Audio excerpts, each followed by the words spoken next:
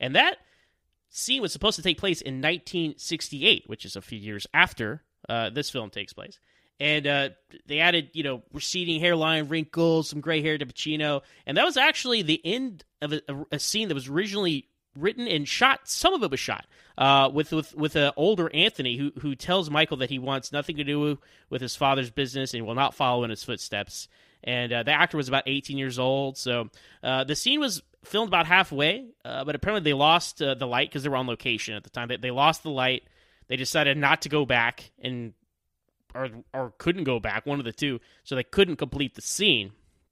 Also, Connie was supposed to be in this scene, mentioning that Fredo had drowned in the lake instead of being shot by Michael. But they dropped this, although these are elements that are, of course, picked up in Godfather Part 3 to a certain extent. So there you have it. I always thought that was an interesting kind of tag to the end of the movie because there's no other context for this older Michael. And you're like, what is this? And again, that kind of shows you that this was created with Part 1 and Part 2 in mind. Part 3 is kind of tagged on, but we can talk about that next week for Godfather Part 3. So there's your Godfather Part 2 trivia. Excellent. Good job. Bravo. Well, I kind of want to start right at the beginning of this film again, and I want to talk about the party that's going on at the beginning because I think it's a really nice symmetrical way to open the film compared to the first Godfather, because in the first Godfather we had the wedding and the cops were there and they didn't want the cops to be there, so they were asking them to leave. And so here now we've got this big party going on. The cops are there, but they're like feeding the cops, like they're a part of society. They're more welcome in Vegas than they ever were in New York, which is really kind of fascinating. And you've got this parallel scene of that being an opposite, but then you've also got the opposite scene with that I'm sorry, I'm bad with names, I told you last time. So that politician guy who's like all nice and proper to Michael in public, but then when he's in the office with them, he's completely disrespecting him, which is the complete opposite of what happened in the first film, where there's this height of respect when they're in that room with Don Vito Corleone in the first film. So, Chris, let's start talking about this first scene. What do you think about this and the symmetry, yet the mirror image almost? The mirror image, you are correct. I think what it is now is it's that string, the marionette strings. And I think that as time went on, the police were still in the pocket of the mob of Corleone for that reason. As far as Senator Geary's part, you're absolutely right. It's all smiles and then it's all business in the office between the two of them. But what got me was at the end, Geary tells Pacino, and he says, I want my money this day, this time, and I want an answer to the question. And one of my favorite scenes in this movie is when Pacino retorts, and he says, you want my answer? I'll give it to you now. You're not getting anything. You're going to pay for all this for me to have my business. You want the safety, security, in my eyes, that's how I looked at it. You're going to pay for it. Mm-hmm. Zach, what do you think of the opening of the film? Yeah, I think there's a pattern forming about The Godfather now. You start out with this ceremony of some kind. It was a wedding, giant over-the-top wedding in the first film, and now a giant over-the-top communion in the second film. But you're right, it does serve to kind of contrast like how Vito kind of ran things and the kind of respect that he got, and then Michael over here, what he's doing. And it was very amusing that although the senator is like kind of respects them in public and stuff, he does kind of get their names completely wrong, which is like perfect. I mean, that stuff happens all the time. Yeah. And then when you learn that he doesn't even like those guys, it's like, yeah, well, he probably did that as a slight dig to them. But yeah, it sets up that like Michael's whole thing was, all right, we're going to Las Vegas, we're going legitimate, we're going to do this by the book. And this is their attempts to do that. But then, that's the plot of this movie. The first one was, hey, heroin's coming up, but they don't want to deal in drugs and narcotics. This one is crime family tries to go legitimate, but ultimately really just can't turn that corner. Mm-hmm. And I think that's the, like I said last week, that's the thing about the mob is that they try to go legitimate every time, and that was their big push to do that. So, and this is their step, and 3 steps forward, 2 steps back. Mm-hmm. See, the interesting thing about this movie, like I love this movie a lot, and I think this is I think this is a great film, but the back end of it seems a little rushed, and maybe it was something that I missed on this rewatch here, but this whole investigation just kind of comes out of nowhere. I think, like all of a sudden they're just sitting in this. I don't know what you want to call it. I don't know what the word. They're having a hearing. A hearing, yeah. Yeah, like the courtroom. This courtroom hearing is going on just kind of out of nowhere. And there's this one guy testifying against Michael, how people had him killed, right? Because there's a buffer. And then all of a sudden there's Michael saying, I don't know what you're talking about. The one guy's not dead, which we knew, but he's in protective custody. Like this just kind of all came out of nowhere. And it was very surprising to me on this rewatch. What did you think of the back half of this movie here and how quickly this happened, Zach? Well, I think rewatching it, and this is a great movie. Like people say it's better than the first one. I actually prefer the first one, but I kind of rank them like 1A and 1B. I mean, they're both. I mean, I'm not going to get ahead and tell you what I rate it, but it's not as tight and concise as the first one. Mm-hmm. I think there's a whole there's a narrative like straight through in the first one, and I don't know if some of that is affected by the fact that we have the flashbacks. We have dual timelines they're showing us here. Which is cool. I mean, I love that De Niro stuff and seeing the rise of Vito. I almost feel like that could have been like Godfather 2, and then Godfather 3 could have been the future Michael stuff. Like it almost needs more attention. I mean, this movie is over 3 hours long, and you're right. Some little details kind of get lost in the shuffle, but the intrigue of everything is what's so fascinating. Like the whole Michael trying to figure out who actually put the hit on him. You get Fredo involved. His realization that his brother put the hit out on him. Like it turns, Fredo was the one character they did like almost nothing with in the first one. Yeah. And then to have him really be the crux of what's his decisions and his insecurities setting off the chain of events that happened in this movie. I think it was a brilliant move.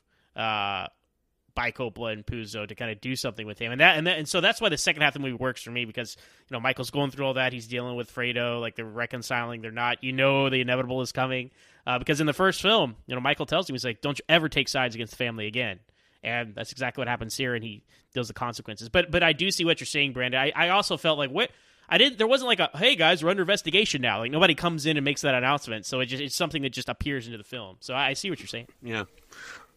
I think what it is was, and what Coppola did in the first film, what he's done in the second film too, is he ties in real life events.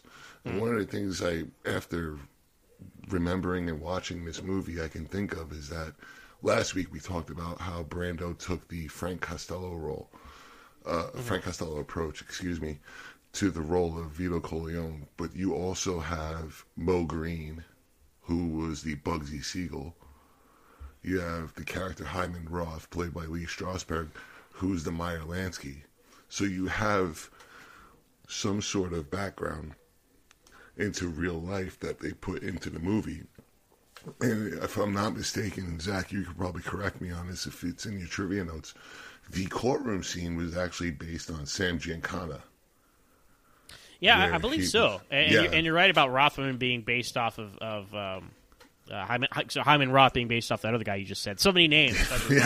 So many names, but it's I believe that the courtroom scene was based on Sam Giancana and how they tried to have him flip with Robert Kennedy, who was the Attorney General, who was going after, and I think they didn't want to dwell on it, but they just wanted to leave that little bit of intrigue as to why they wanted him out.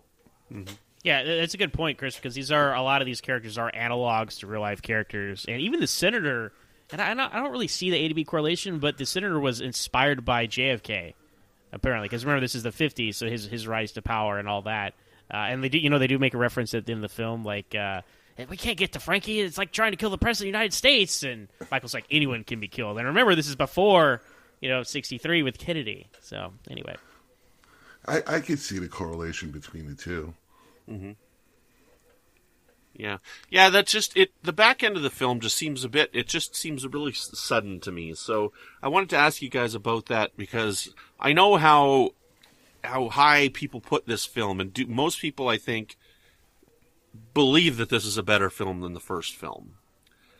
So, which is just what kind of, it just surprised me. That's all. I haven't seen this in 17 years. I've seen it.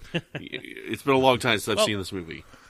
Well, let me ask you guys. I want to get back to something I mentioned. What do you guys think about the dual narratives they have? I get what they're going for. Like, look at the rise of Vito and the fall of Michael, right? And it's like kind of intersect. Mm-hmm. But I felt honestly like I wanted to see more of the rise of Vito because I love De Niro in the role, and I think what it helps for Vito Corleone is like, man, you have to recast Marlon Brando, but because Brando like kind of transformed into this character, like with the hair and the mustache and the mouthpiece and all that, right? It's easier to turn De Niro more into that as well. Like he's not turning into Marlon Brando; he's turning into this Vito Corleone character that both of them kind of transform into. So what did y'all think of just De Niro in this, and also having a past storyline and a present storyline? I loved it. I absolutely loved it. I love to see, like you, I love to see the rise of it and how he comes from this nice guy and he turns to, what he's become. But I think he's more of a champion of justice in a way. I talked last week where the mafia takes care of their own and how he sees an injustice and he takes care of it how he has to. He kills the Don at the San Gennaro Festival towards the end. Mm-hmm. When he kills that, you just had to shoot him once. He didn't have to shoot him again, nor kick him down, but it was that scene that you knew he was going to turn to be the man he is today. Yeah, I really liked the dual storylines as well, but like you, Zach, I was more interested in young Vito Corleone's storyline than I was with older Michael's. Like it was really interesting to see this period piece movie and how well it was done. And it was really well directed. I mean, when he's walking along those rooftops, just the way the pacing of the camera following along with him, it was really well done and really well directed. And like you, Chris, I really love the scene when he turns out the light and he shoots the Don. It's such an interesting way to be able to kill him, and the way that the towel starts on fire because of the heat of the gun. Mm-hmm. It's a really neat attention to detail, and I really loved this end of it. I mean, there's a lot of great stuff that happens in there, like these characters that we've seen in the first film at a young age. It's him, working in a grocery store. And realizing, like, look, this guy's not firing me because he doesn't like me. He's firing me because he has to, because, this other guy's twisting his arm. And so he understands, and he still is respected and treats him with respect. And you can see the character growing that we know because of the first film. You see how he came to be. And this is one of the best prequel stories I've ever seen. Now, I know that this portion of it was written for the novel. Right, I do know that. But as far as like prequel stories go, this is probably the best prequel story that there is. Then there's lots of fun stuff in it too. Like another one of my favorite scenes in the movie is when they go to get that carpet out of that guy's place. Yeah. Like it's such a great scene. He's like, "Look, I'll pay you back. How about your wife want a nice carpet?" And you're like, "Okay, well, that's kind of a weird thing. You think you give him money or something like this, but then this carpet doesn't cost him any money." I'm starting to think that he didn't actually know the guy. Yeah, because the cops show up. Yeah, exactly. Yeah, I don't think he was his friend. Well, it's essentially you don't think about it when you meet these characters. Like, oh, that's young Clemenza and that's young Abe Vigoda. I know Abe Vigoda best from the Conan O'Brien show. That's why I call him Abe Vigoda. I always forget the character's name, but it's cool to see those guys kind of forge their friendship. In the past, and they stick together. And so I wanted like a couple more scenes between when Vito kills the Don, and then when he is the new kind of big man on campus, right? Because it's just after that he's like suddenly established. He's the guy, which is great, and I love that. But I wanted more connective tissue between before and after he grows the mustache. Mm-hmm. If I can ask a question for you guys, because you guys are the aficionados, we talked about cinematography and how that makes the movie. And I talked last week, and I said that sometimes when you take out the actors and you take out the vocals, you just leave the score and the cinematography comes into play. That makes a great movie. One of the scenes that I think back to when I watched the movie was the scene where Vito comes into Ellis Island. Mm-hmm. Yet there's no speech. There's very little speech, but you have that camera pan and you see everything that goes on in the process to become a citizen in the States. And I wanted to get your guys' take on it as far as that scene is concerned. If it was well done, if you think it could have been more, or is less enough. How many extras were in that scene? Like, holy smokes. Well, I